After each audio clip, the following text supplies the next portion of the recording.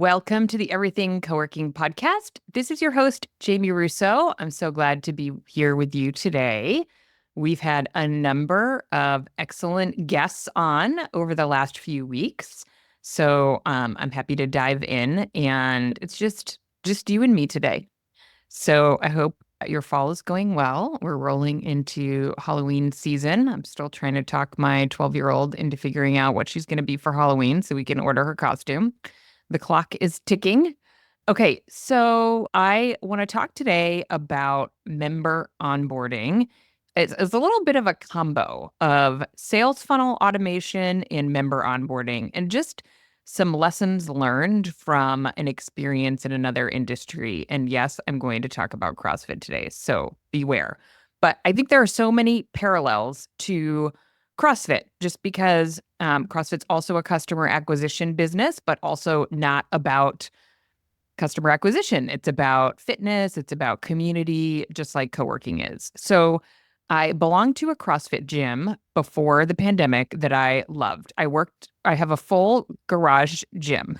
So I am very equipped to work out at home, and I am one of those people who just loves to work out. I am super, super blessed in that way. And so I work out a lot. I follow a program. I don't make up my own workouts. I follow a program and can work out a lot on my own. Before the pandemic, I belonged to a local box that I love to go to. I didn't go every day, but I had friends there. I just got really, kind of into the community. I loved going in there, always friendly faces. And unfortunately, they were not financially in shape to get anywhere near through the pandemic. And so they closed like the day that shelter in place came about. That was a long time ago now. So after the pandemic, I joined as a punch card member a space that's like 25 minutes from my house. My CrossFit bestie, Christine, and I joined and would go like once a week. We would do the open there. We would, they'd do a local competition, which was super fun. So I was a punch card member there. I'm one of those anti-committal people that we talk about. And the punch card, by the way, is expensive. It's way more expensive to be on a punch card than to be on a full-time membership. So that's important to note. But Christine is not spending as much time locally anymore. And so she's not going. And for me, it's just really far. So I just recently was like, you know what? It's time for me to join a gym. I do sometimes get to the point where I have no problem working out, but when I'm by myself, I definitely don't go as hard as I do when I'm in class. So decided, okay, I'll go, 2 or 3 days a week. Really interesting. I am curious about the data behind this, just from a pricing perspective. The packages at the CrossFit gym, 3 times a week is $238 a month.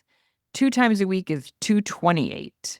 So I wonder if this works. It's basically like, look, if you want to come, you can't go 1 time a week. If you want to come, it's $238. You might as well come 3 times a week. It's $228 if you want to come at all. It's $238 if you want to come 3 times a week. So everybody probably pays, why not just pay $10 more and come 3 times a week? I have yet to go 3 times a week.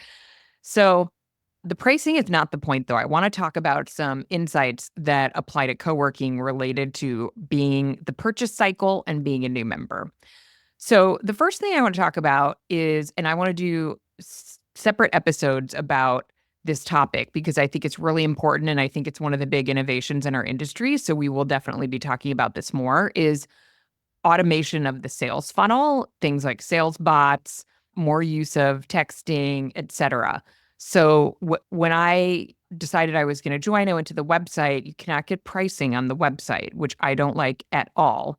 And so in order to get pricing, I had to fill out a form and put in my phone number, which instantaneously got me what I think was an automated text from the owner with some sort of prompt. I had to answer the prompt, and then the text message back and forth continued from there. And the owner, actually was responding. So that, I think, is a tactic. I can tell that he's part of a program that teaches a certain way to do sales funnels, which I also appreciate. It looks very transparent to someone who's used to sales funnels and thinks about sales funnels a lot. So the text messaging was okay. Here's the problem I have with the text messaging, which just may be inherent, is, I have an iPhone, but the text messages don't show up on my iMessages on my computer. And I am of the generation where I do a lot of things on my phone, but I still like to do some things on my desktop. So I could never go back to those messages. I had to like find them in my phone, which is just kind of a weird thing. But think about that. If you are using SMS marketing, which I think is really important for things like tour reminders, et cetera, then know that people may only be able to see those on their phone. So you should be sending emails with similar information in case they're on their desktop and they can't remember. I had a hard time figuring out, oh, those texts only exist in my phone. So I have to do this on my phone. I can't do it, on my desktop. So put them in both places so that they're findable.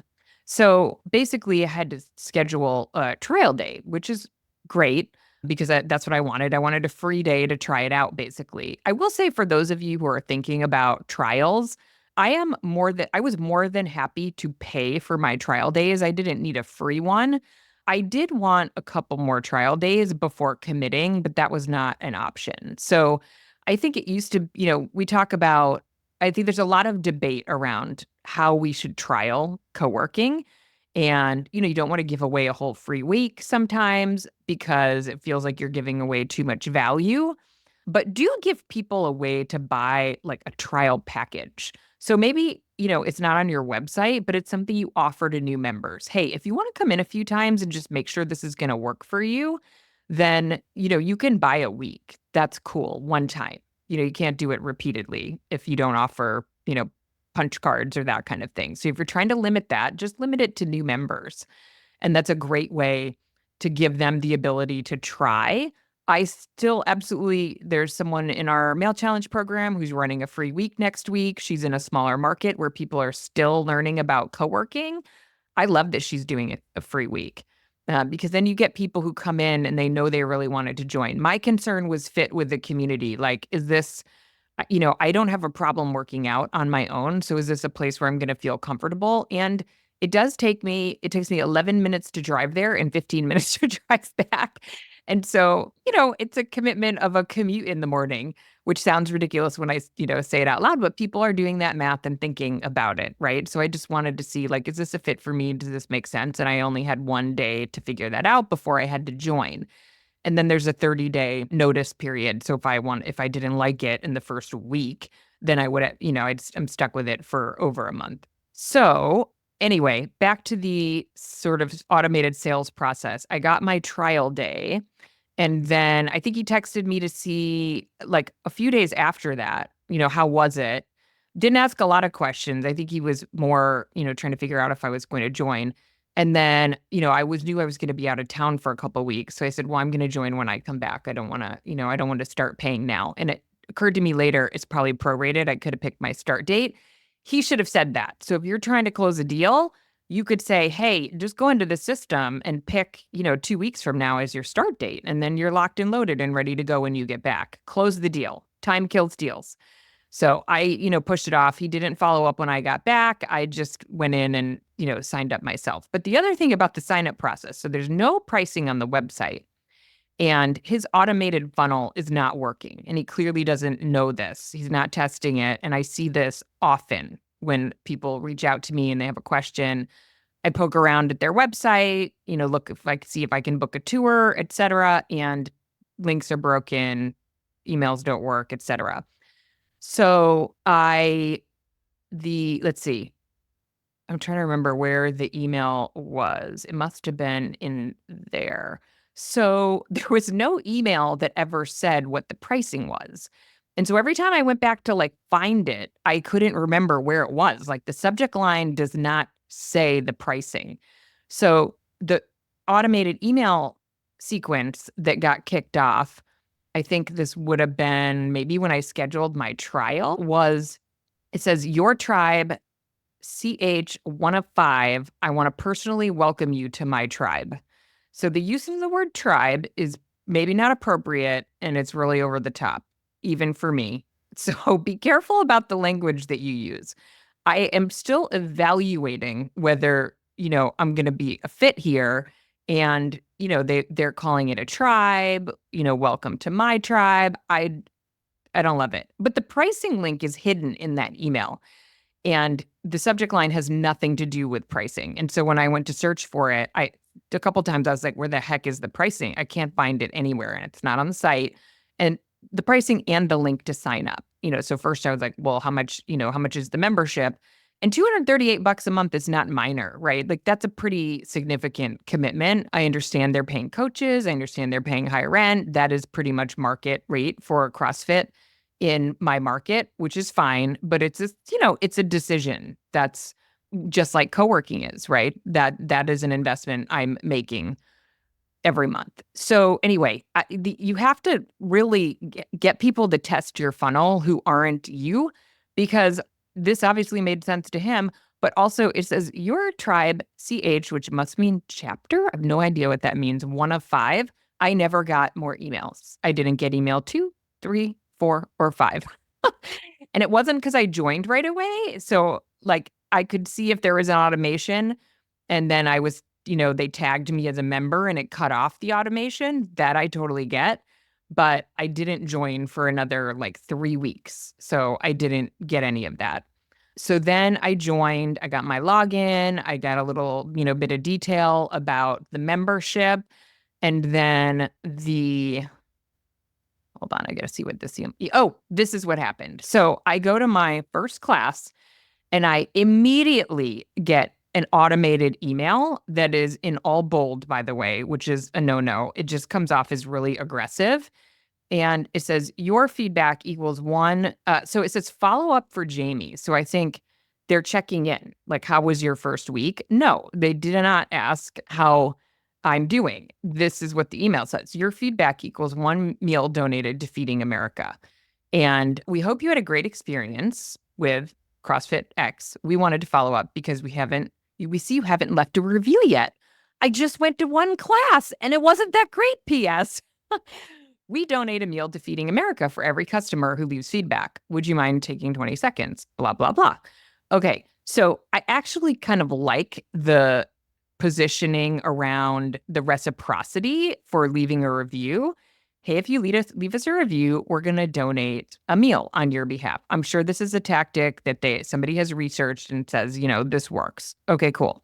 So I don't mind that, although I also think it is 100% enough to ask for a review and just say, look, this is really important to our business. If you're having a great experience, then can you leave us a review? I love the fact that I did get an automated message about a review. That should absolutely be in your automated email sequence for new members. It should not be after the first day because I did not have that great of an experience in my first week. I'm still not ready to leave a review. Would not be a positive review at this point, which is not necessarily the case for your space. People may come in and want to write a positive review right away, but really goodwill towards a space builds over time. Unless you're asking for a review for a meeting room, great. Ask for reviews for meeting rooms right after the meeting has happened. I'm all for that. That's a smart move because then their really great experience is fresh. They can write a really authentic review. Do not ask for a review after the first day or week of a membership. You should wait at least a month, maybe 2 months. So that was, and nobody checked in to say, how's it going? Literally, the first thing was, we hope you're having a great experience. Please tell everyone else how great we are. Leave us a review.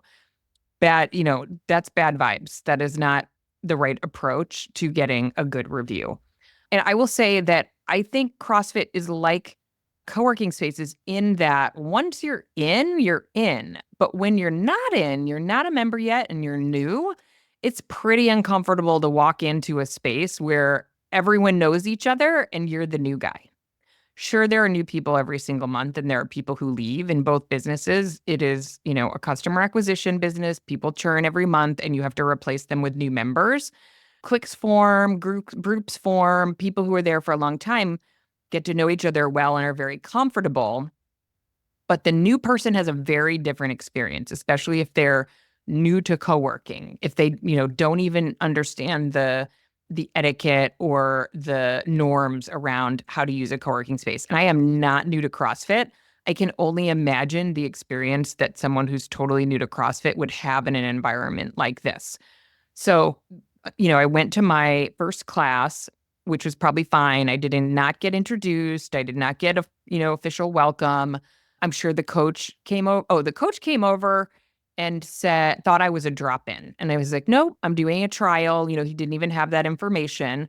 So they should be using a CRM. You should be using a CRM if you got all this automated sales funnel business going on that puts notes in so that the coach knows who you are. It's like, nope, I live here. I've been doing CrossFit for 13 years. I am trying out the space because that guy is there to sell me, right? So anyway, I made it through the first class. And then if you're on my newsletter list, then you got a little story about how awkward I felt in one of the first few classes where it was like a back squat was part of the workout. And so there are not enough racks in the gym for everybody to have their own rack. Their classes are pretty big. So the coach asked everybody to partner up, and I don't know anybody. So of course I'm not going to have a partner. It's like 6th grade in recess.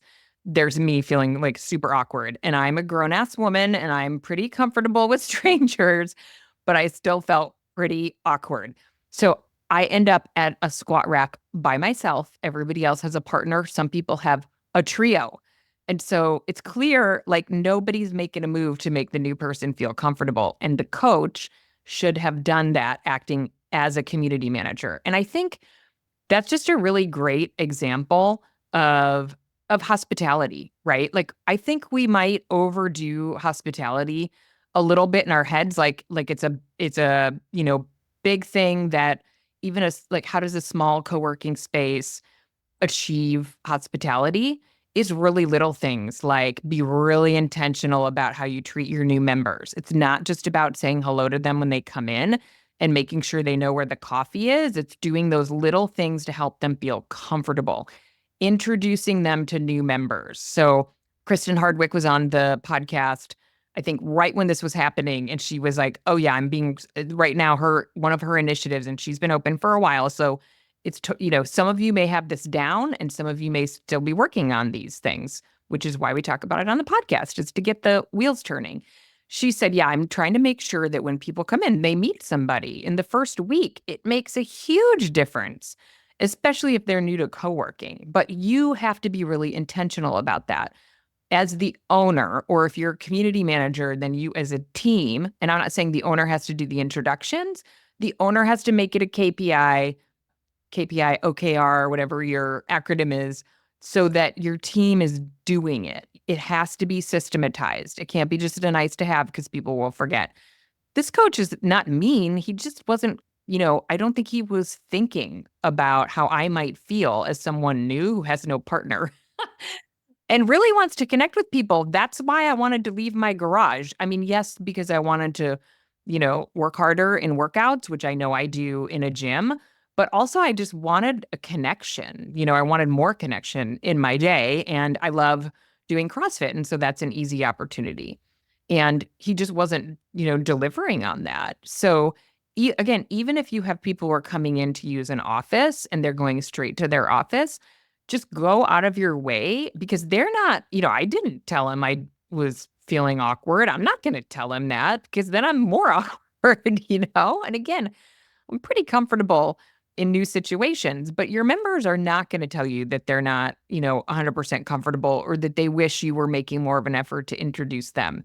Anything you can do to just immediately kind of get over that stage where, people don't know anyone, connect them, introduce them to someone, offer up something they have in common if you can. And I love it when spaces have new member lunches or breakfasts, and invite the new members, anybody who's new, and invite a couple of like ambassadors who are really into your community and will make an extra effort to make that connection. And I think sometimes we have to identify those folks and ask them to do it. Sometimes you have, I love to call it, and I know other people call it, the mayor of the space, who's going to make all the new people feel comfortable. They may not be there that week. Maybe you don't have that person. So until that person shows up, you might have to be really deliberate about having your team do it or asking a couple people in the space to play that role. Hey, we have a new member coming on Wednesday. I'm going to bring them by for an intro. Is that cool? Maybe ask them, give them a Starbucks card. Can you take them for a coffee? These little things I think are so, so worth the investment, but you have to really be thinking intentionally about what that experience looks like for a new member. And I would also insert here, because we run a community manager program, we teach onboarding, we teach having a new member onboarding meeting, we have an agenda template, we have all the things, but we definitely get resistance. And we don't teach it if it's not the way you want to do it, but we offer the idea and easy resources to help folks implement it. We do hear resistance like, oh, our new members don't want to do a meeting. They just want to come in and get to work. Okay, that's fine. I get that. You get people who are really like, just, don't want to take extra time for all the admin type stuff.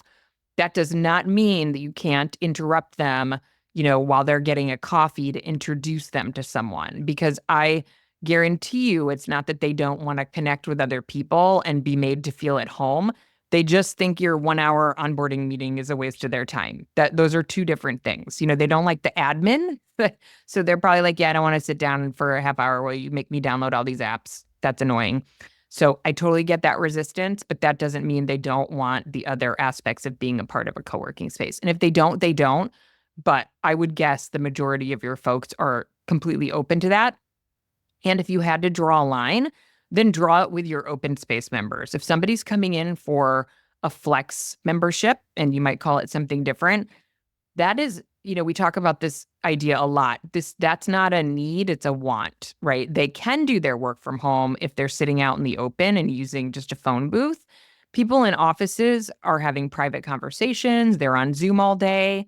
So they may be at an office for a different reason. Your flex members are there because they want to connect and they want to feel a part of something.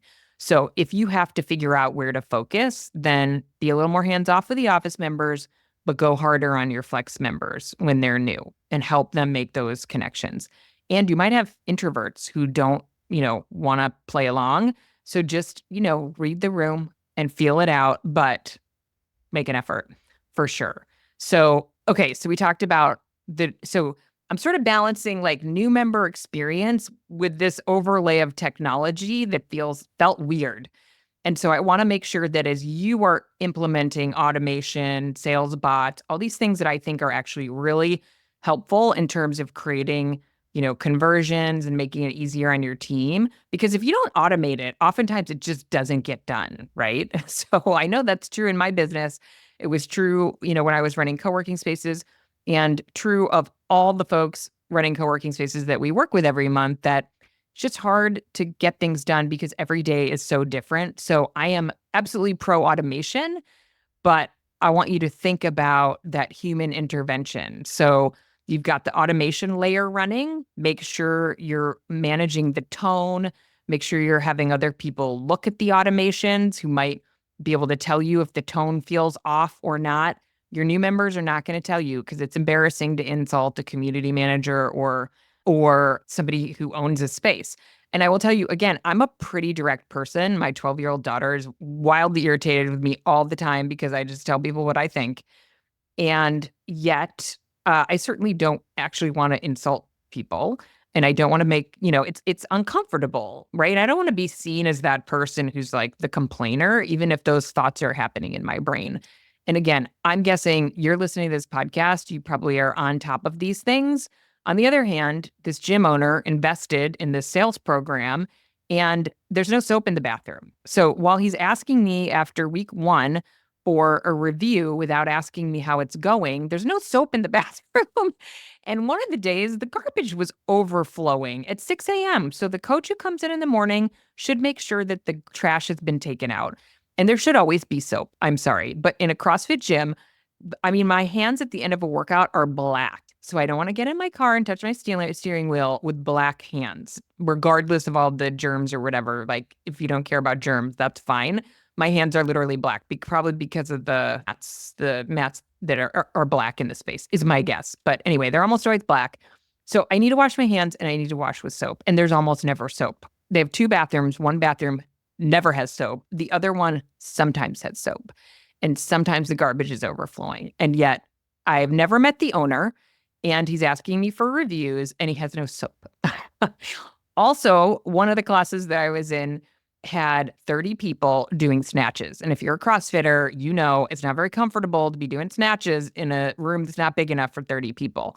So he's overcrowding his classes. There's no soap, and his equipment is rusted. And I'm paying $238 a month. So my insight there is just sometimes it's hard to have the right lens on your own experience, because you're not experiencing it the way your members are anymore. You're not experiencing it the way new members in particular are seeing it. And so you need to have some way to be in touch with what it looks like from a new member's perspective. I get he probably doesn't want to buy new equipment because his assault bikes are rusted. I don't know why they're rusted, but they certainly never get cleaned. I can tell that. So he's not caring for his equipment. I understand they're expensive from a business owner's perspective. I understand why he would wait until they actually break. But it's not a great look, when you're paying $238 and there's no soap and the equipment's rusted. But at the same time, he's got this, automated system running asking for reviews. And there's no way for me to give feedback without being the guy who's texting him like, hey, so-and-so, there's no soap in the bathroom. I'm not going to give you a review until there's soap in the bathroom, which is how I feel, but I'm not going to say that. So he does not know. He probably thinks everything's great. And he probably has some diehard members who've been there forever who keep him feeling like they're having a great experience. So I wish that he had a QR code that allowed for feedback. Like, hey, see something in the bathroom that needs to be taken care of. And I know there are lots of operators who are doing this, totally leveraging the QR code to go to a Slack channel or to go to an email address. And you could make it anonymous or not. I don't care if it's not anonymous. I can say it nicely. I just feel uncomfortable. This might sound funny. Again, I'm a grown-ass woman, but I feel uncomfortable texting him just to say, hey, there's no soap. I thought we should just do it. But if I'm having this challenge in my brain, right, imagine, how your members are feeling if there's something that's not quite right in your space or something they really wish you had. Maybe they really wish you had, coconut milk and you don't. Is coconut milk a thing? Maybe soy milk, oat milk, whatever it is. Like if you had that, it would make their day. Or maybe you're always out of something that, you should have, but you don't really pay attention to. It doesn't have to be soap. It could be anything. So my insight there is have ways for people to give easy feedback. It doesn't have to be anonymous because I know that could get messy too. But, you may not be seeing everything that your members are seeing. And so give people an easy way to provide feedback. So, okay, I'm going to wrap it up there. I'm just making sure I hit all of my points. So I think overall, I just want to say, it's important to provide a really intentional new member experience. And I could go into checklists and all those things. We do that in our community manager program.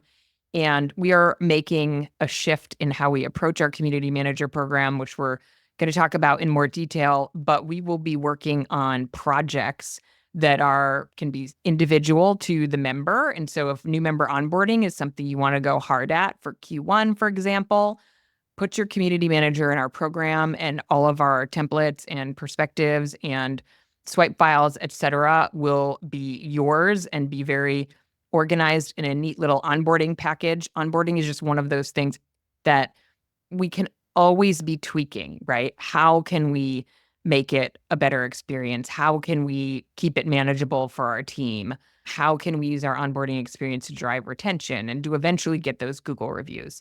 So intentional onboarding experience, and be getting feedback from people who will give you honest feedback, because you no longer are the right perspective probably for what that actually feels like, because you're comfortable in the space, people, your team knows people, et cetera. What does it feel like to be a new member? And I am very pro automated sales funnels, because that's how we make sure we don't have sales funnel leakage and make sure, we're getting the messaging and the sales flow done that we need to get done without, leaving it to chance that the coffee machine breaks and, we don't respond to leads for a week.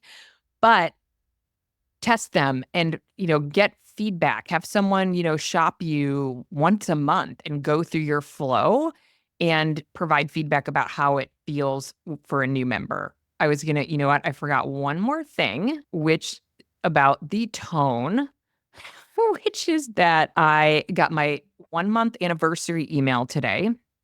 And it says, from the entire CrossFit blank family. No, you're not my family. You don't even give me soap. We love having you as a member and want to recognize you for your hard work and dedication to your health. Please let know how you experience. 2 typos. There's 3 sentences in this email, and the 3rd sentence has a typo. Again, I'm not saying you're doing this, but you might be. So please review all your stuff for accuracy, because it's not, again, it's just not a good luck. And then it's signed, much love. No, they've used the word love twice in this email. I do not feel any love after 1 month. I've been in, I don't know, 6 times. And again, there's no soap. And sometimes I don't have a partner. So I like it and I feel like it's probably going to work, but I do not love it yet. And so it makes me feel like maybe I'm not feeling like I should, because I don't feel love. And so they're using this whole tone and vibe that they probably feel after many years of being in business, but new people are not ready for that. It's like, we just got married, but I'm barely dating you. And you're telling me you love me. I do not love you back. So watch the tone, watch the vibe. We know how you want people to feel, but let them ease into it a little bit. So just make sure you're testing. And again, if you're automating messages, you got to review them for typos. I do see this a lot with like broken links, things on websites that aren't quite right, because we get busy and we just rock and roll. So test your funnel. Okay. That's it for today. Would love to hear any thoughts you have about this topic. Send me a note, get on our email address and respond to the weekly newsletter. I love it when people respond, then I know you're out there and you're listening. And we'll see you next week with another great guest.